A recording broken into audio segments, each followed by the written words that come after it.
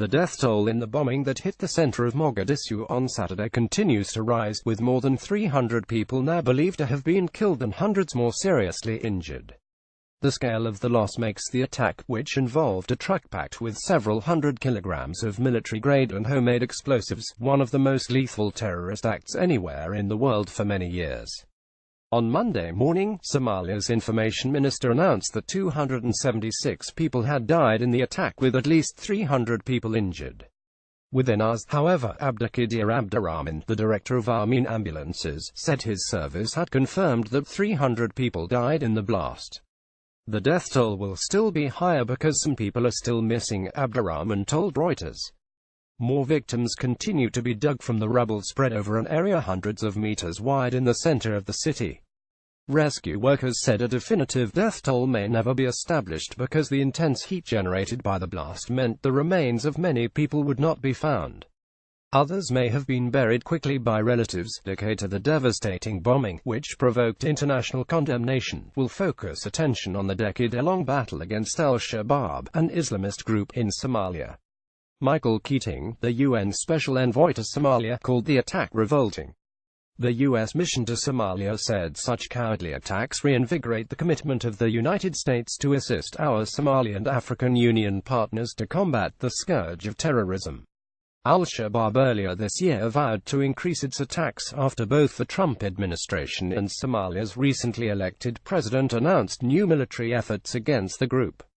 Officials said more than 110 victims of the bombing had already been buried. 160 of the bodies could not be recognized and so they were buried by the government on Sunday, Aden a doctor at the city's Medina hospital, said. The others were buried by the relatives. Over 100 injured were also brought here. Casualties included senior civil servants, 5 paramedic volunteers and a journalist, but most were ordinary people on one of the busiest thoroughfares of Mogadishu, which has been hit by multiple bombings in recent years. The bomb, which is thought to have targeted Somalia's foreign ministry, was concealed in a truck and exploded near a hotel, demolishing the building and several others. Sources close to the Somali government said the truck had been stopped at a checkpoint and was about to be searched when the driver suddenly accelerated. It crashed through a barrier, then exploded. This ignited a fuel tanker parked nearby, creating a massive fireball. Witnesses described bewildered families wandering among the rubble and wrecked vehicles looking for missing relatives.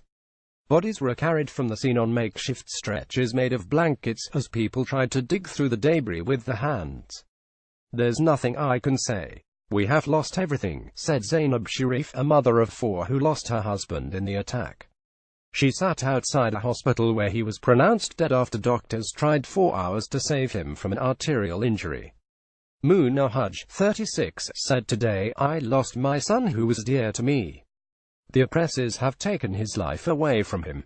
I hate them. May Allah give patience to all families who lost their loved ones in the tragic blast, and I pray that one day Allah will bring his justice to the perpetrators of that evil act.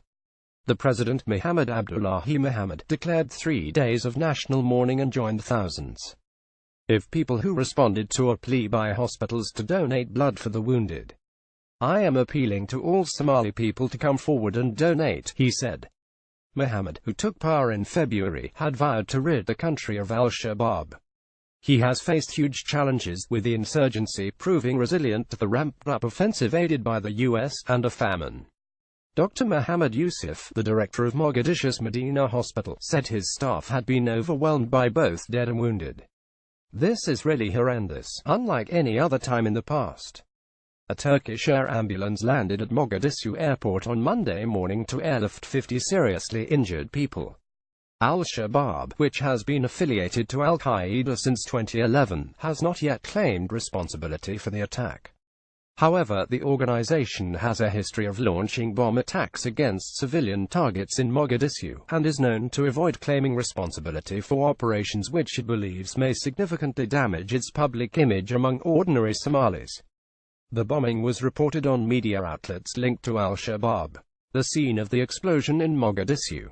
Photograph Faisal Omar. Reuters. The information minister, Abdurrahman Omar Osman, said it's a sad day. This is how merciless and brutal they are, and we have to unite against them. One Western expert working with the Somali government said the bomb was aimed at the Ministry of Foreign Affairs and it was likely Al-Shabaab had not anticipated the destruction it would cause. That it exploded next to a fuel tanker was just very bad luck, the expert said. Investigators will seek to establish the source of the military-grade explosives. One source suggested they had been stolen from AMISOM, the much-criticized African Union peacekeeping mission, which has about 20,000 troops in the country. Though largely confined to the countryside since withdrawing from Mogadishu 6 years ago, Al-Shabaab has repeatedly taken over small towns, as well as inflicting significant losses on AMISOM and Somali troops. The U.S. military has increased drone strikes and other efforts this year against Al-Shabaab, and a U.S. Special Forces operative was killed in a skirmish with the group earlier this year, the first American combat casualty in Africa since the Black Hawk episode in Mogadishu in 1993. Additional reporting by Abdullahi Meyer in Mogadishu.